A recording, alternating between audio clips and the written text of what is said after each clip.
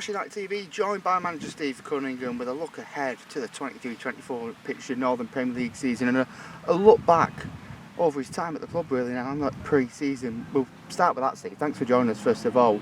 Obviously you came into the club in January after Michael left. What have you made of your first 7 months at the club? It's been a really enjoyable experience so far, Matt, and since the day that we've walked in the door, me, Nigel and Sean, we've settled in really well. There's been a lot of changes in that short space of time as well, and it's all building towards what hopefully will be a nice successful season for us this year. We started our pre-season the very first day we took over, like say back in January, so there was a process of getting to know the squad, getting to know the club and who does what, and obviously that's always the priority of knowing who's at your football club, because we want to build some good foundations first, because I think any successful team is built on solid foundations, and I just feel that when a new manager comes in after another manager, there's all different messages and training regimes and different players coming in and going, and also different standards in and around the ground. Not that any of it was bad under the previous manager, but you want to put your own stamp on things, and since January that's all we've done, but we certainly couldn't have done that without the backing of all the key members of the football club. We're just a small part of that, and I think I'm very lucky. I've been involved in some fantastic football clubs, but in terms of volunteers and the help that we get from them, I'm not just saying it because we're obviously having an interview, but this has been the best by a country mile. People just can't do enough for you, and even in the pre-season now, when you look at the changes of the football club, the pitch, the changing rooms, how we've swapped back from another manager's, again putting their own stamp on it. We've gone back to the original dressing room but refitted it all out, and you can't do that without the volunteers and the help of so many people, plus the investment from David and Jonathan. So the first 7 months has been really exciting. It's tiring at times because we're 100 right now for everyone, and listen, I've said it many times before, I'm quite demanding to work for as a manager, because I'm here at the football club all the time and you expect everyone else to do the same. It's not always possible because everyone has jobs, but fair play to them. As I said, I'm very, very lucky with the infrastructure we have here with the chairman, the board members, the volunteers and all the supporters. They've been absolutely superb, so really enjoyable first 7 months at the football club. You mentioned it there, the infrastructure and pinpointing the pitch. We're sat on it now, it looks fantastic. It's the best it's looked in 9-6 years at the club.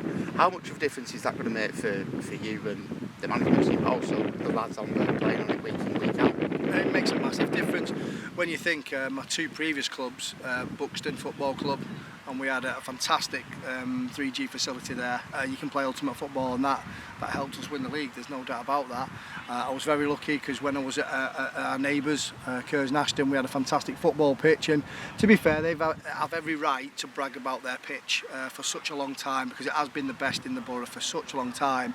But when you look at our pitch now, I'm not saying it's better than Curzon's. I certainly want to. I wouldn't want to upset any of the friends I've got there and the people who don't like me even more. But what I would say is we're certainly trying to catch them in terms of league standing, facilities, and the pitch. And I think when you look at the pitch, the way it's playing at the moment, we're not a million miles away. And I would just say on that, the investment that's gone into that, but also it's the man hours that's gone into it, because you can chuck a load of money into a football pitch, but if it's not maintained, and we're asking a load of volunteers to water it, because the weather we've actually had over the summer hasn't lent itself for that.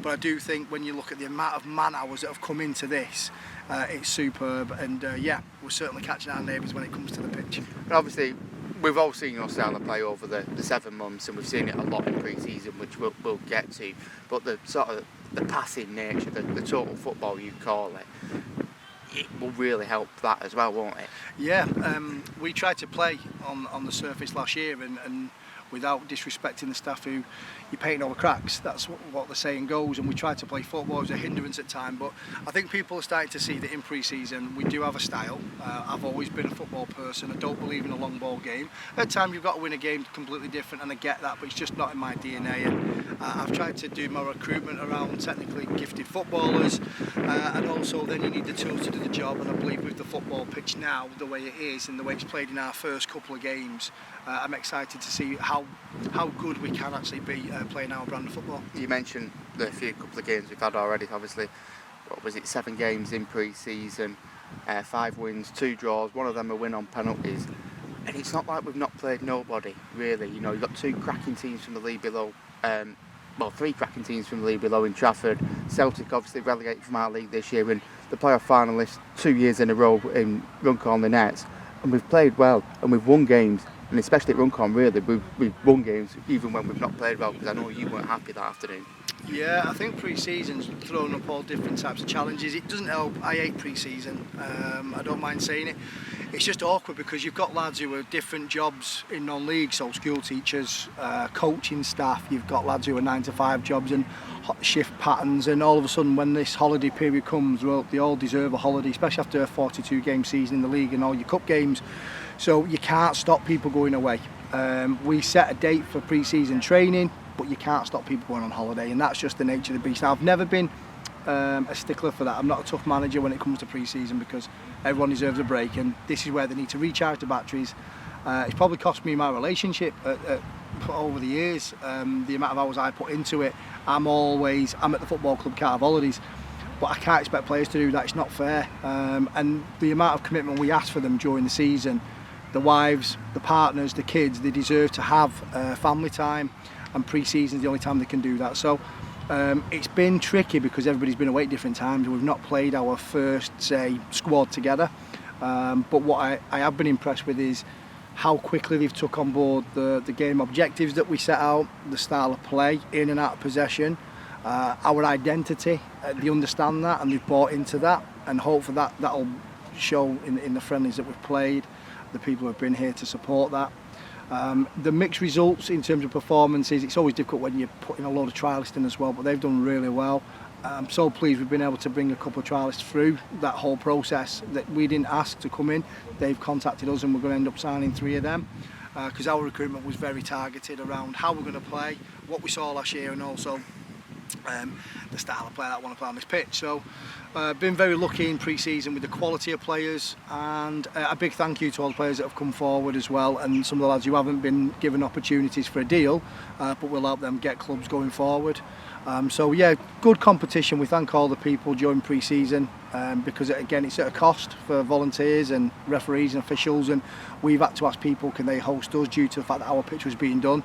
But the 3 teams that you mentioned there, really good tests. I wasn't happy against Runcorn, it's just because we keep giving cheap goals away, and you know, 2-1 sounds close, where the first 15 minutes they were in the game, a couple of chances, but it could have been about 5-2 to us, and we're not clinical, and then give stupid goals away. So that's where my frustrations kick in. But I think against the Burnley 11 team that we saw on Tuesday, I think you saw the real us.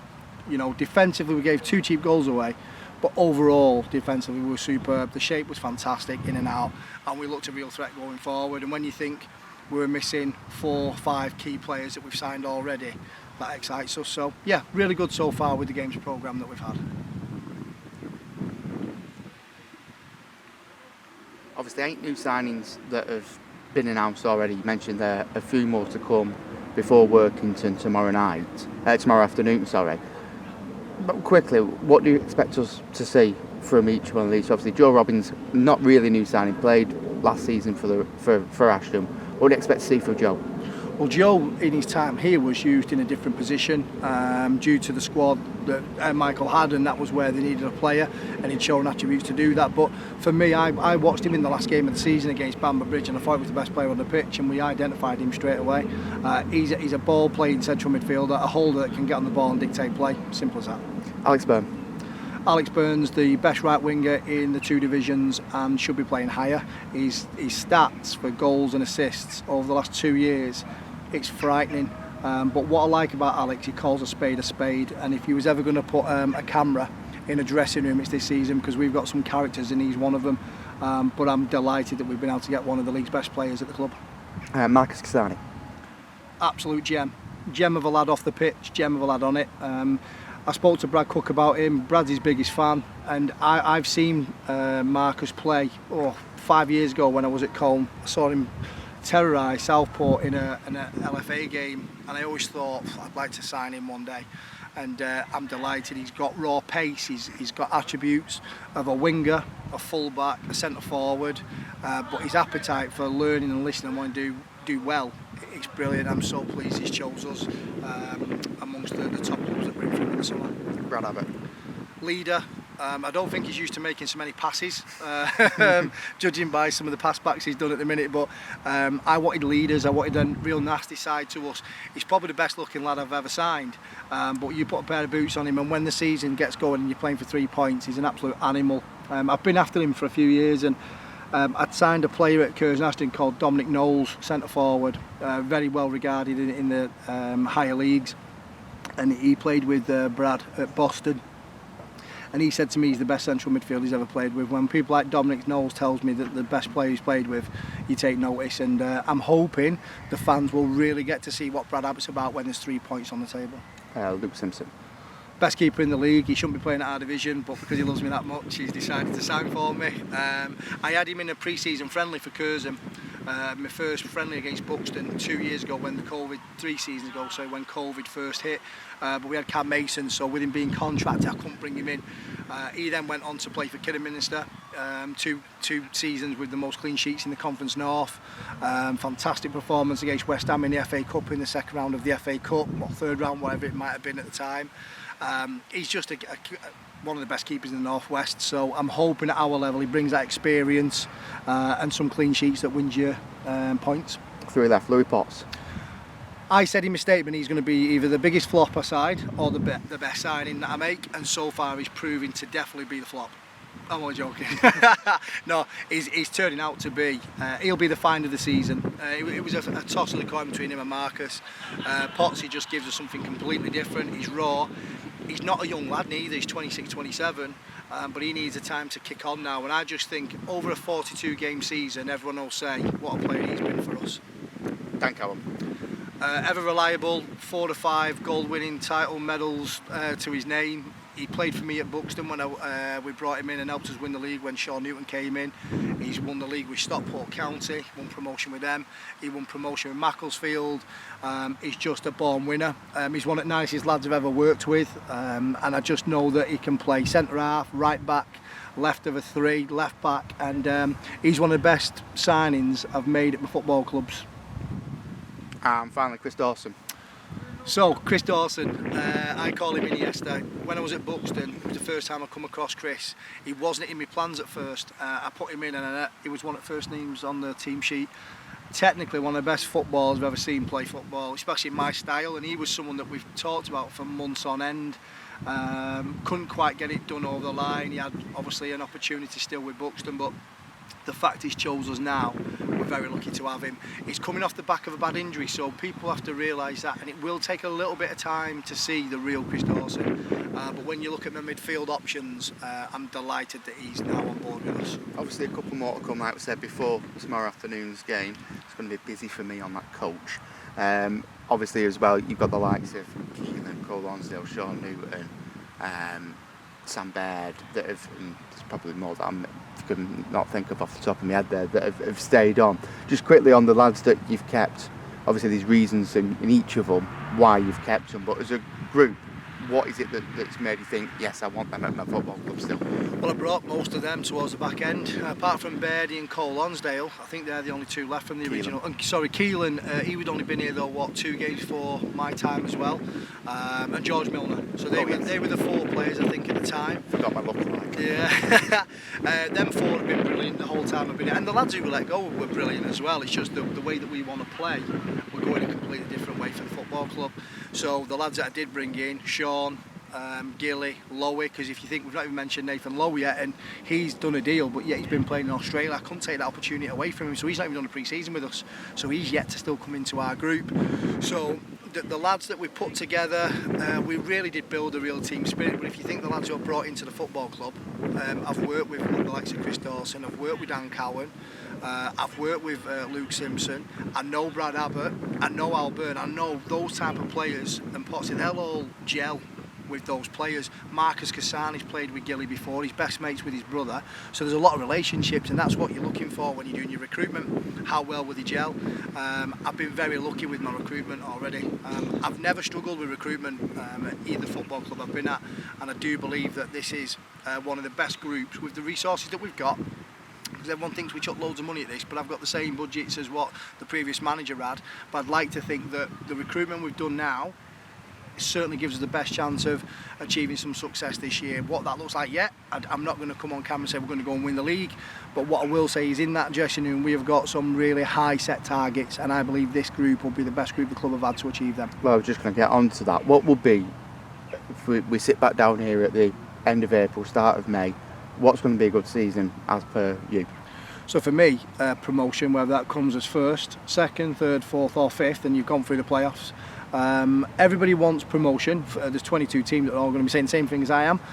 Only 2 people can get promoted. I'd like to think my CV gives me a little bit of credibility to say that, because I've always been challenging for things and I've won 2 divisions and I've got to playoffs. So I'd like to think I've got that experience, and when I see the group I've got, I'm bold enough to say it and put them on a pedestal. I'm not just blowing smoke up people's backsides, and it's certainly not lip service for our fan base. I believe this group can achieve special things this year. We want to be one of the top teams of the season, and I'd be very disappointed if we're not challenging at the top end of that table come the 42 game mark.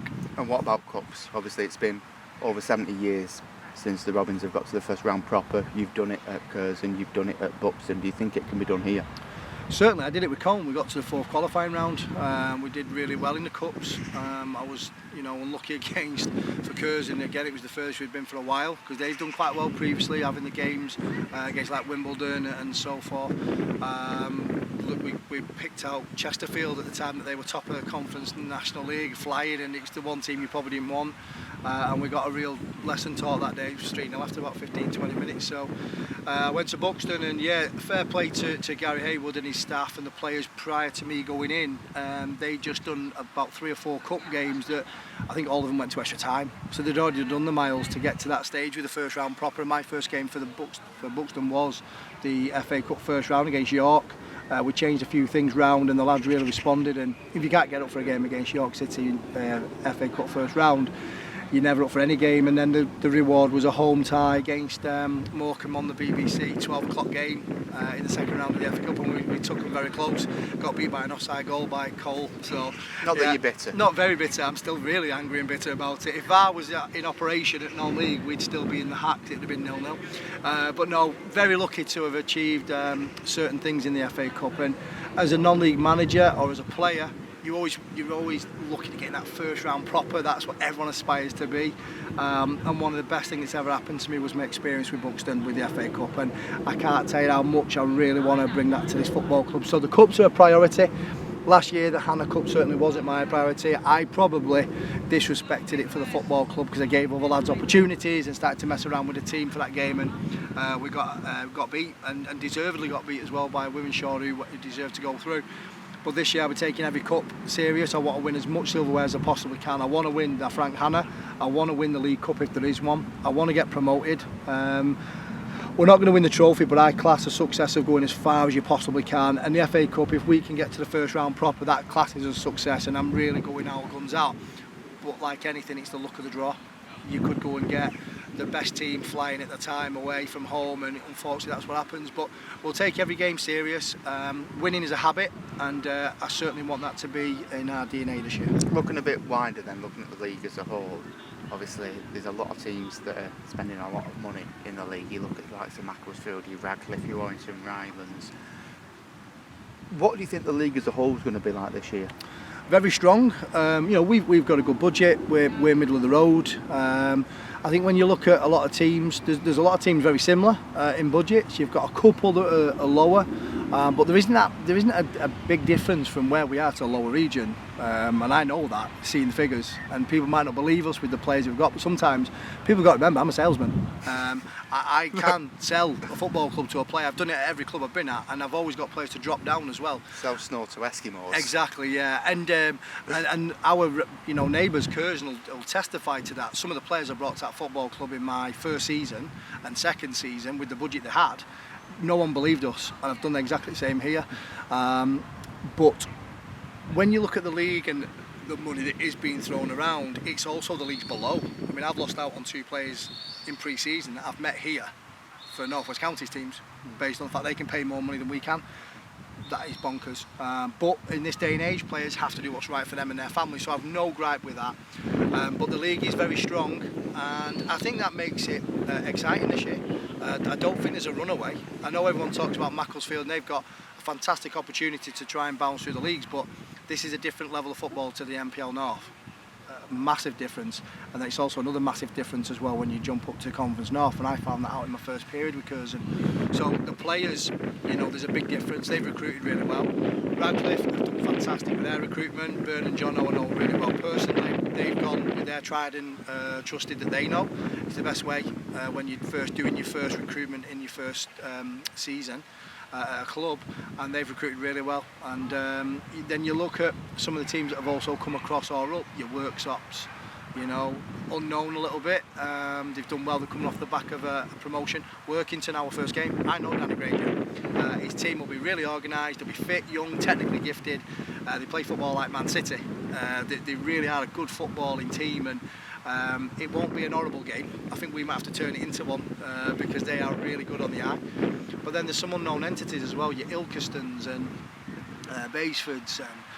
You know, there's such competition in the league, it's frightening. That's not then talking about the regulars who are up there, your Matlocks, your Bamber Bridges, your Hydes, all had great seasons last year.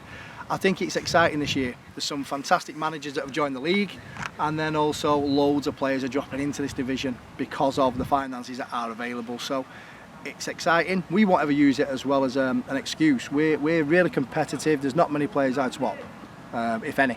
I'm really happy with the squad that we've built. So, yeah, may the best team win.